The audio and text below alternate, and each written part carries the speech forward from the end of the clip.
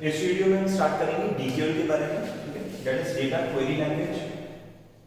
तो डीक्यूएल क्या होता है, हम लोग अपने डेटा अपने टेबल में से अगर हमें कोई टपल्स रिट्रीव करने हैं, ठीक है, बेसिकली रिट्रीवल के लिए यूज होता है, रिट्रीवल के लिए डीक्यूएल यूज होता है। तो डीक्यूएल में हम लोग बेसिकली डेटाबेस से कोई इंफॉर्मेशन अगर पुल आउट करना है तो हमें डीक्यूएल कमांड्स का यूज करना पड़ेगा। इसमें जो सबसे मेजर कमांड है अपना वो सेलेक्ट कमांड है, सिलेक्ट, ठीक है, सिलेक्ट। सिलेक्ट किस लिए यूज होता है अभी हम डिस्कस करेंगे, ठीक है। उससे पहले ये जानो कि जो चलो हम पहले सिलेक्ट देख लेते हैं, उसके बाद हम आगे की बातें करते हैं, ठीक है। अगर एक टपल दे रखा है अपने को, ठीक है, 3 उसमें एट्रीब्यूट्स हैं एबीसी, और एक टपल है अपने पास 1 2 3 4 5 6 7 8 and 3 where a is the key, ठीक है, a क्या है, मेरे पास की है। और अगर सिलेक्ट करना है, सिलेक्ट का मतलब क्या होता है, मैं किसी भी एट्रीब्यूट को या ग्रुप ऑफ एट्रीब्यूट्स को या फिर पूरी की पूरी टपल को सिलेक्ट कर सकता हूं यूजिंग सिलेक्ट स्टेटमेंट। कैसे, अगर मुझे मान लो जहां पे c की वैल्यू 3 है, ठीक है, जहां पे c की वैल्यू 3 है, मुझे जानना है a की क्या क्या वैल्यूज है वहां पे, ठीक है। तो जहां पे c की वैल्यू 3 है वहां पे a की क्या क्या वैल्यू है, एक 1 है, एक क्या है 7 है। तो मेरा रिजल्ट कैसा आना चाहिए, a की वैल्यूज 1 और 7 है। तो इसके करस्पॉन्डिंग में क्या कमांड लिखूंगा, ये देखो एक क्वेरी है, क्यों, क्योंकि हम लोग a की वैल्यूज को रिट्रीव कर रहे हैं, ठीक है। तो कुछ ऐसा आएगा, सिलेक्ट। सिलेक्ट के बाद हमें एट्रीब्यूट लिखना होता है, क्या चीज सिलेक्ट करनी है, ठीक है, सेलेक्ट a। कहां से सिलेक्ट करनी है, फ्रॉम, फ्रॉम ये टी टेबल का नाम है t1, फ्रॉम t1, ठीक है। यहां क्या हो गया, सिलेक्ट a को सिलेक्ट करो, कहां से, इस टेबल t1 से सिलेक्ट करो। वेयर, वेयर क्या बताता है, किन कंडीशंस में सिलेक्ट करो, वेयर, तो हमारे पास क्या आ जाएगा, c = 3, ठीक है। तो ये क्या करेगा, a की वैल्यूज को पुल आउट कर लेगा, कहां से, जहां जहां पे c की वैल्यू क्या है, 3 है, ठीक है। तो हमारे पास रिजल्ट में क्या आ जाएगा, 1 और 7 आ जाएगा, ठीक है। तो अगर नोटिस करो तो ये क्या कर रहा है, ये इक्विवेलेंट किस चीज के है, अगर मैं कुछ ऐसा लिखता हूं पाई a, ठीक है, मुझे a को सिलेक्ट करना है, sigma c = 3 of t1। Notice करो t1 रिलेशन का नाम है, उसमें से वो टपल सिलेक्ट कर लो जहां पे c की वैल्यू क्या है, 3, मतलब ये वाला टपल और ये वाला टपल, और इन दोनों टपल्स में से a की वैल्यू को प्रोजेक्ट कर दो, मतलब 1 और 7। तो अगर हम बहुत ही अपना करस्पॉन्डेंस देखें, 1 to 1 करस्पॉन्डेंस देखें, तो ये जो पाई a है ये किसकी तरह बिहेव कर रहा है, सिलेक्ट की तरह बिहेव कर रहा है, और जो ये सिग्मा c = 3 ये किसकी तरह बिहेव कर रहा है, वेयर की तरह बिहेव कर रहा है। मतलब प्रोजेक्शन का काम कौन कर रहा है, सिलेक्ट काम कर रहा है, और जो ये सिलेक्शन का काम है, छटनी का काम है बेसिकली, वो हमारा वेयर क्लॉज कर रहा है यहाँ पे, ठीक है। तो इस तरीके से हम करस्पॉन्डेंस बना दें, लेकिन हम इसको प्योर प्रोजेक्शन नहीं बोल सकते। जो सेलेक्ट स्टेटमेंट होती है उसको हम प्योर प्रोजेक्शन नहीं बोल सकते, क्यों, क्योंकि हमें पता है कि इस प्योर प्रोजेक्शन का मतलब होता है इसमें डुप्लीकेट वैल्यूज प्रेजेंट नहीं होंगी, ठीक है। सपोज मैं कुछ ऐसा लिखता हूँ, यहाँ पे भी 2 है ना, और मैं यहाँ पे प्रोजेक्ट करता हूँ b को, ठीक है। तो प्रोजेक्ट किया मैंने b को, अब अगर मैं ये वाला पूरा कमांड रन करता हूँ, ठीक है, ये रिलेशनल अलजेब्रा क्वेरी को रन करता हूँ, तो मेरे पास आंसर में क्या आएगा, b की वैल्यू खाली 2 आएगी, ठीक है। और लेकिन अगर मैं ये चीज यहां रन करता हूं, select b from t1 where c = 3, तो मेरे पास रिजल्ट में आएगा 2 2, मतलब डुप्लीकेट वैल्यूज आएंगी यहां पे, इस वाले सिलेक्ट के साथ में डुप्लीकेट वैल्यूज आएंगी, लेकिन प्रोजेक्शन के साथ में डुप्लीकेट वैल्यूज नहीं आती हैं, ठीक है। तो रिलेशनल अलजेब्रा तभी काफी क्लोज होता है एज कंपेयर टू सेट, ठीक है। सेट्स के काफी ज्यादा उसमें करस्पॉन्डेंस होती है।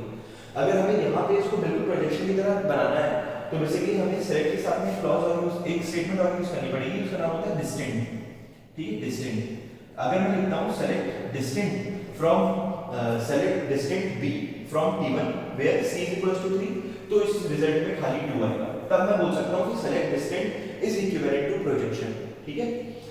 अच्छा, सिंस हम इसकी बात कर ही रहे हैं तो हम एक और चीज डिस्कस करेंगे, ठीक है, रिलेटेड टू सेलेक्ट ओनली।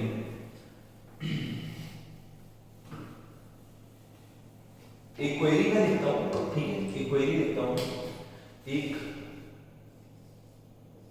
वही हमारी एज ओल्ड क्वेरी है, ये एम्प्लॉय है EMP और ये डिपार्टमेंट है DEP, ठीक है। और यहाँ पे क्या है, एम्प्लॉय ID है EID एंड DID। यहाँ पे भी क्या है, डिपार्टमेंट की ID है DID और डिपार्टमेंट की ID है प्लस यहाँ पे क्या है, हमारे पास डिपार्टमेंट का नाम है DNAME, ठीक है, ठीक है, डिपार्टमेंट का नाम है। और यहाँ पे एम्प्लॉय क्या क्या है हमारे पास, 1 2 3 तीन एम्प्लॉइज हैं, किसके लिए काम कर रहे हैं, डिपार्टमेंट नंबर 1 और 2 के लिए, ठीक है। और ये डिपार्टमेंट आईडी क्या है, इसकी फॉरेन की है और यहाँ पे ये प्राइमरी की है, ठीक है। और यहाँ पे DID प्राइमरी की है।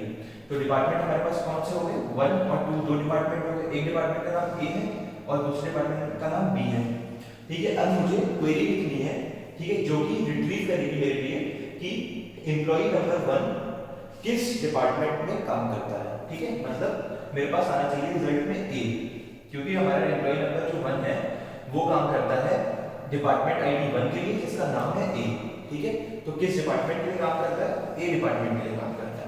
तो अगर मुझे एक क्वेरी फॉर्म करनी हो तो मैं कैसे फॉर्म करूंगा, सिलेक्ट, सबसे पहले सिलेक्ट, ठीक है। अब मुझे यहाँ पे लिखना है किस चीज को सिलेक्ट करना है, ठीक है। तो मुझे किसको सिलेक्ट करना है, यहाँ पे DNAME को सिलेक्ट करना है। लेकिन मेरे पास दो टेबल्स हैं, एक एम्प्लॉय टेबल है, एक डिपार्टमेंट टेबल है, ठीक है। तो मुझे किसको सिलेक्ट करना है, डिपार्टमेंट के DNAME को। That means select DEP dot DNAME, ठीक है। कहां से, फ्रॉम। अब तुम बोलोगे कि DNAME इसमें प्रेजेंट है तो यहां से सिलेक्ट कर लो, बट ऐसा नहीं है। अगर तुम देखोगे तुम्हें रिजल्ट के लिए क्या करना पड़ रहा है, रिलेशनल अलजेब्रा के टर्म्स में सोचते हैं। रिलेशनल अलजेब्रा में क्या करते थे, इन दोनों टेबल्स को क्रॉस कर देते थे, ठीक है। तो अगर तुम्हें यहां पे क्रॉस करना है तो फ्रॉम के अंदर जितनी भी टेबल्स तुम लिखोगे वो सारी की सारी क्रॉस हो रही होती हैं, ठीक है। तो अगर मैं लिखता हूं एम्प्लॉय फ्रॉम एम्प्लॉय डिपार्टमेंट, ठीक है, फ्रॉम एम्प्लॉय डिपार्टमेंट, तो बेसिकली क्या हो रहा है, बिहाइंड द सीन्स इन दोनों टेबल्स का क्रॉस किया जा रहा है, ठीक है। मतलब इस सिर्फ और सिर्फ इतनी स्टेटमेंट की बात करता हूं मैं, ठीक है। तो क्या हो रहा है कि एम्प्लॉय और डिपार्टमेंट का क्रॉस किया जा रहा है, मतलब बैकस्टेज कहीं ना कहीं ऐसी टेबल बन चुकी है जिसमें कि 4 कॉलम्स हैं अपने, ठीक है। एक है एम्प्लॉय आईडी, एक है डिपार्टमेंट आईडी, फिर डिपार्टमेंट आईडी और फिर DNAME, है ना। और इस यहाँ की सारी वैल्यू से क्रॉस हो चुका है यहाँ पे, ठीक है। तो अब मुझे क्या लगाना पड़ेगा, कंडीशंस लगानी पड़ेंगी, क्योंकि इसमें तो स्पूरियस टपल्स भी है। सिंस ये कार्टेशियन प्रोडक्ट हो गया ना, तो कार्टेशियन प्रोडक्ट में स्पूरियस टपल्स होते हैं, एक्स्ट्रा टपल्स होते हैं, तो उनको एलिमिनेट करने के लिए मुझे कंडीशन लगानी पड़ेगी यहाँ का DID यहाँ के DID से मैच करे, ठीक है। Where employ EMP dot DID is equals to department, यहाँ पे ना EMP लिखना है, where department dot DID, and साथ ही साथ दूसरी कंडीशन क्या है कि जो अच्छा हाँ ठीक है, एंड साथ ही साथ दूसरी कंडीशन क्या है, डिपार्टमेंट आईडी क्या होनी चाहिए, 1, सॉरी एम्प्लॉय आईडी क्या होनी चाहिए, 1 होनी चाहिए, ठीक है। And employ ID is equals to 1। तो बेसिकली मतलब क्या है इसका, ध्यान से देखना, सेलेक्ट डिपार्टमेंट और DNAME, डिपार्टमेंट और DNAME को सिलेक्ट करना है अपने को, कब, ठीक है, कहां से, क्रॉस ले लो एम्प्लॉय और डिपार्टमेंट का, ठीक है। और कंडीशन लगा दो employ ID is equals to department ID and साथ ही साथ एम्प्लॉय आईडी इक्वल्स टू 1। तो हम यहाँ पे एक बार देख ही लेते हैं, ठीक है, कि क्या ये देखो इसमें 3 टपल्स हैं, इसमें 2 टपल्स हैं, टोटल कितने टपल्स होंगे, 6 टपल्स होंगे, ठीक है। कुछ इस तरह एम्प्लॉय आईडी 1 1 1 A, ठीक है, 1 1 एंड 2B, सिमिलरली 2 1 2 1, है ना। यहाँ पे क्या आएगा 1A 1B, सॉरी 2B, यहाँ पे आएगा 3 2 3 2 1A 2B, ठीक है। तो ये जो चीज लिख रखी है एम्प्लॉय डिपार्टमेंट, उसका मतलब ये है सब कुछ। फिर जब मैंने आगे डबल सेलेक्ट करना स्टार्ट किया, इसमें एम्प्लॉय आईडी और डिपार्टमेंट आईडी इक्वल होनी चाहिए, तो सबसे पहले तो उनको एलिमिनेट कर दो जिसमें ये अनइक्वल है। तो 1 2 इसको एलिमिनेट कर दिया, ये देखो 1 2 इसको एलिमिनेट कर दिया, 2 1 इसको एलिमिनेट कर दिया, ठीक है। बचे कितने डबल्स, 1 2 3 3 डबल्स बचे।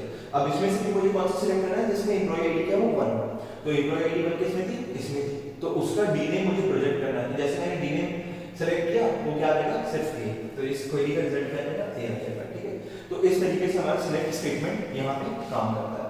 होप अच्छा ये रिट्रीवल के लिए यूज होता है। ठीक है, तो आई होप कि ये सब कुछ समझ में आया होगा, है ना। और अगर हमें एसक्यूएल लर्न करनी है, एसक्यूएल सीखनी है, तो उसका सबसे अच्छा तरीका होता है एग्जाम्पल से। ठीक है, तो मैं क्या करूंगा, मैं काफी कॉमनली आस्क्ड जो क्वेश्चंस हैं उनके एसक्यूएल्स लास्ट में डाल दूंगा। ठीक है, बिल्कुल लास्ट में एग्जाम्पल्स के रूप में, तुम उसको जाके प्लीज रेफर कर लेना।